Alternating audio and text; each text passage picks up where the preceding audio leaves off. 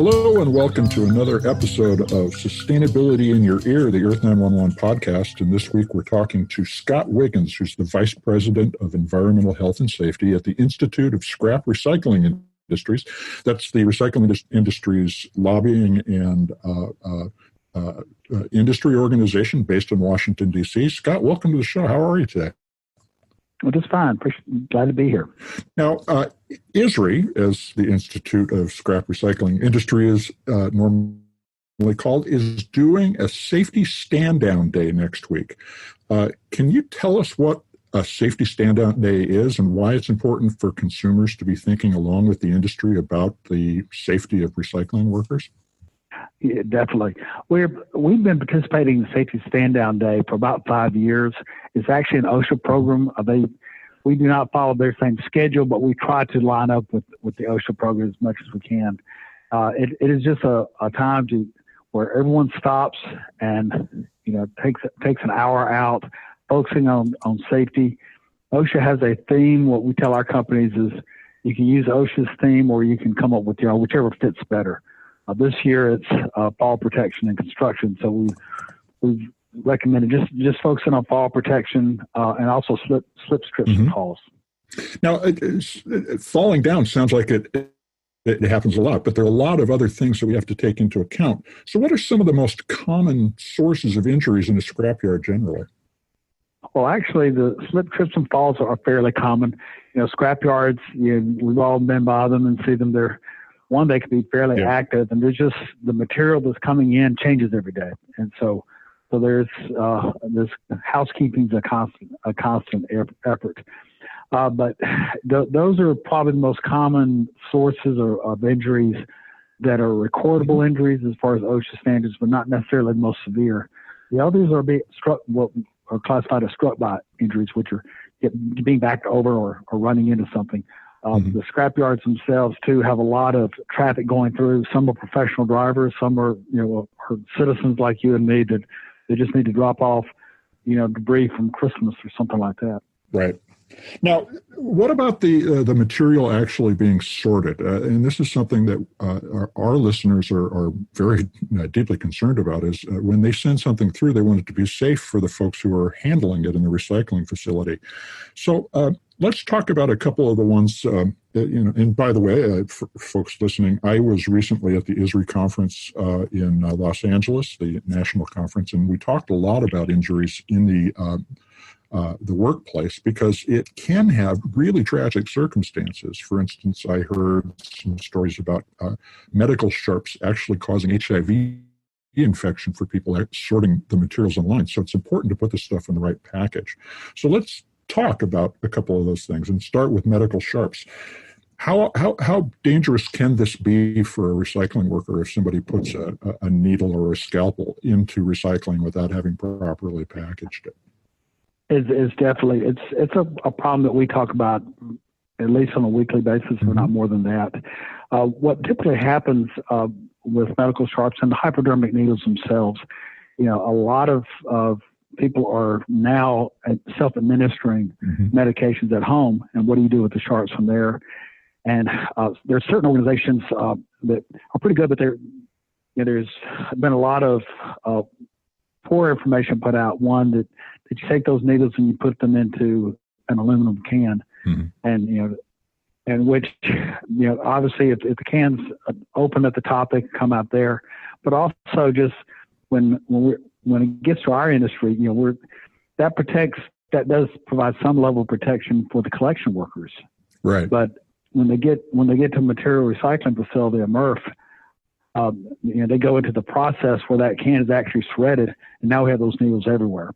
Right. And the employees that are near that operation are at risk, as well as the maintenance employees, because those needles get stuck in the equipment, and so they're everywhere.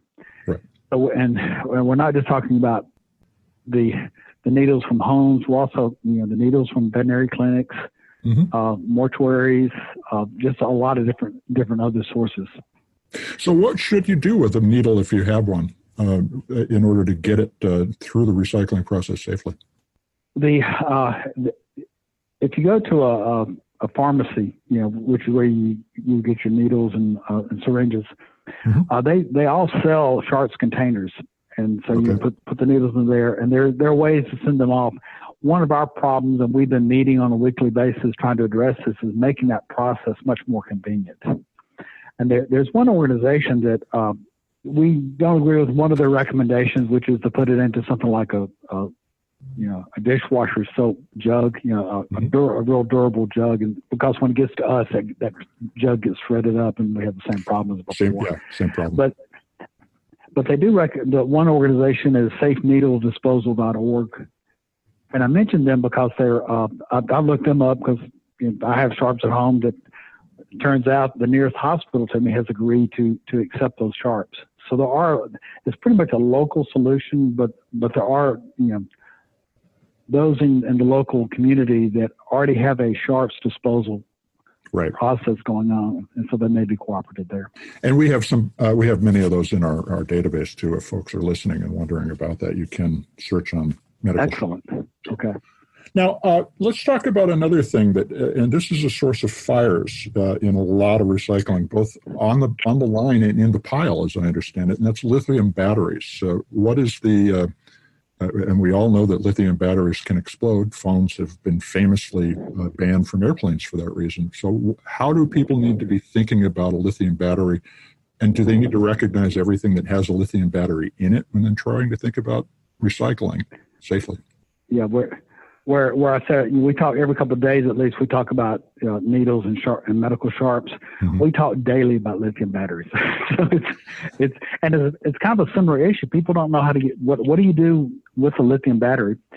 The beginning of the discussion is the fact that lithium batteries, from a energy storage standpoint, are marvelous inventions. They do a great job as batteries, and they're inexpensive.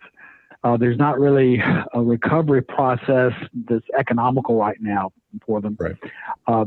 And if you go on YouTube and just Google lithium battery fires, it's very, very easy to compromise one of these batteries and watch it, start smoking or steaming and explode right there in front of you. So they're most lithium batteries, and we're talking about smartphone batteries, those type sizes. Cannot take a lot of abuse, and a garbage truck, getting to a recycle facility, there's going to be a lot of knocking around of those batteries, and so we're getting reports of almost some daily type of event, like may just be a little small fire, they just separate out. There are a lot of little small ones. Our concern is that the manufacturing of these batteries seems to be getting larger and larger. If you look at your battery hand tools, those batteries have gotten stronger, more capable, and when they hit their end of life, that's what we'll be seeing. So should we be asking the manufacturers to take these things back rather than thinking about recycling them? Would that be a more effective way to go? We are, but right now it's just there's probably, I think I've heard, maybe 100,000 lithium batteries manufactured every day. And they're coming in so many different forms, all the way. We have them in greeting cards, all the way up to cars. So it's and right now it's kind of two different animals. The small batteries, the button batteries, even the cell phone batteries, they're an ignition source. So if there's another material like plastic nearby, that's what's going to catch fire and continue to burn. When you get into the larger batteries, there's a lot of fuel just right there within the battery itself, and there's not much you can do about it except to stand back and watch it burn. So, and this will happen when they get compressed, for instance, for some reason, or bent, or a lot of stuff is just put on it and creates it's surprising how many different ways a lithium battery can start a fire. It really is. And the other part too is you also have pouch batteries. These are like the drones that are so popular now. Yeah. They're very susceptible to weight. So they use a pouch battery, which is a lithium battery, but without the hard shell around it. I mean, it's just like a plastic bag or something. So it takes almost nothing to compromise one of those. And that can actually cause a fire too. I didn't realize that, because I figured it was because it was compressed in the body of the battery. Huh.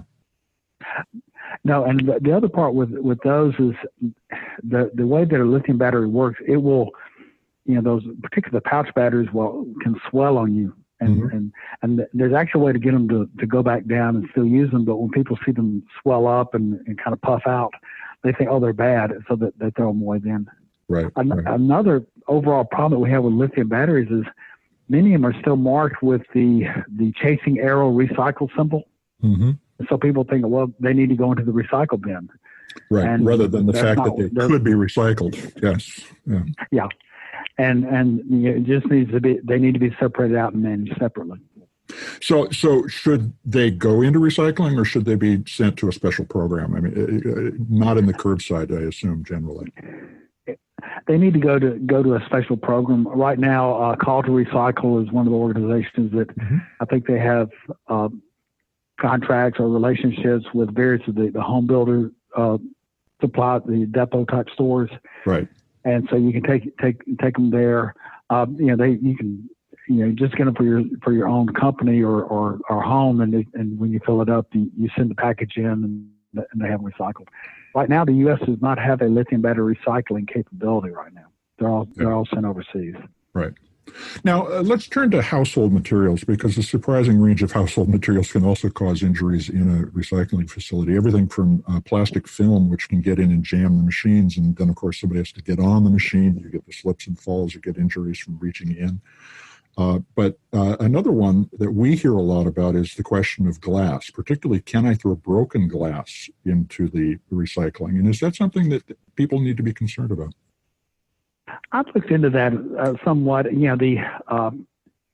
On some of our older MRF facilities that are not as automated, where they had to rely much more on pick lines and stuff, there can definitely be a problem. But it's more of a sharps problem, right. Just as we would see with sharp metal edges and other type issues. The more high grades of glass, some glass is recyclable, others not, and so right.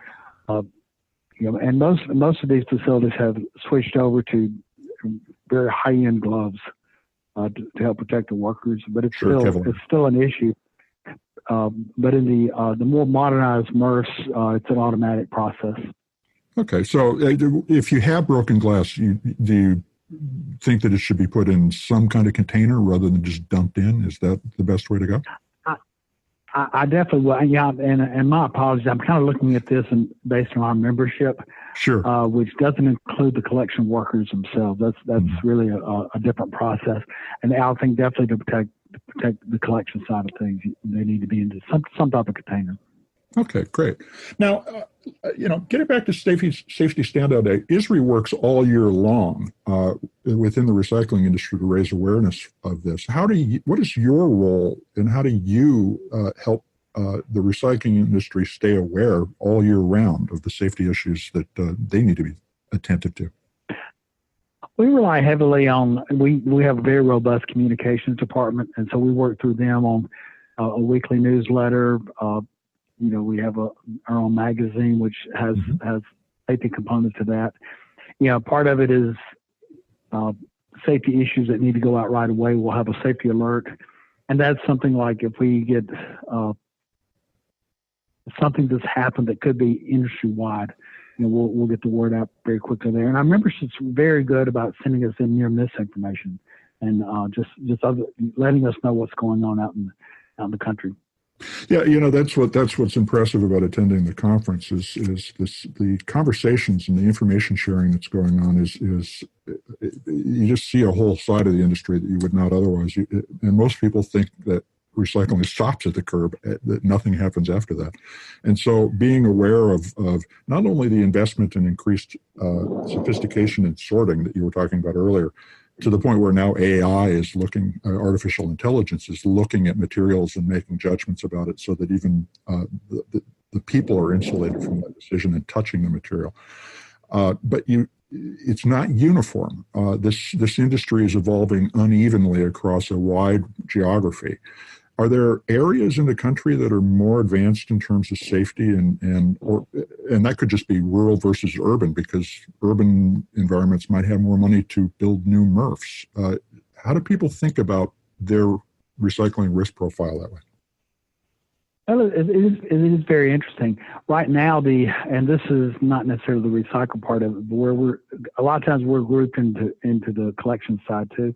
The collection side's having a terrible problem with their workers being hit by distracted drivers, and there's not a whole lot they can do about that. There are a lot of options, and it's real interesting. And this is more anecdotal on my part, is the solution. One of the best solutions to that are these side loading trucks. They go along the curb. They grab the container and lift it up, but it's from the side, and so the workers are staying in the cab of the truck and protected, as opposed to the rear loading ones, which is traditionally what you see. And it's interesting. It's a lot of times these, not necessarily the rural areas, but these smaller towns, because they don't have a huge investment on the rear loading trucks, have actually been able to adopt the safer, more modern versions. So it's kind of an interesting reversal of what you would expect. Yeah, progress backfills in an interesting way. That is true. The infrastructures in developing countries, they're actually ahead of us in some cases with telecom. Yeah, exactly. We're fairly new to the DC area, and we're moving from the south. We're in a small town, and you don't have the particularly the sophisticated MRFs and other operations that you have just in on the East Coast. And after Christmas, we had the Christmas tree to get rid of and other things. And so I took my wife to a nearby MRF. She was absolutely fascinated by it, and like within a moment's time, now everything gets separated at the house, and it's just we're real diligent about it. And of course, I was looking at it from my industry, but she just really got into it. And so I think that's where different parts of the country there could be a cultural type of buy-in that really supports it. So that's good. And like we mentioned before, with the recycling stamp on the batteries, people are doing what they think is the right thing, and we just need to catch up with them and redirect it a little bit. Yeah, a little bit of education can go a long way. Well, we'll be looking at June 12th is the day that the safety stand down takes place. It happens for 1 hour during each shift of the day, so every group of workers will get exposed to this information. ISRI and OSHA will both be involved. Scott, thanks very much for helping us understand what's going on with the Safety Standout Day. Mitch, thank you very much. I enjoyed it. Well, thank you. Scott Wiggins, he's the Vice President of Environmental Health and Safety at the Institute for Scrap Recycling Industries, or as it is more widely known, ISRI. Keep tuned in to Earth911. We'll be covering more safety issues. This is really something that we want everybody to be aware of. And we'll be back with another interview soon. This is Mitch Ratcliffe, and this is Earth911, Sustainability in Your Ear. Take care.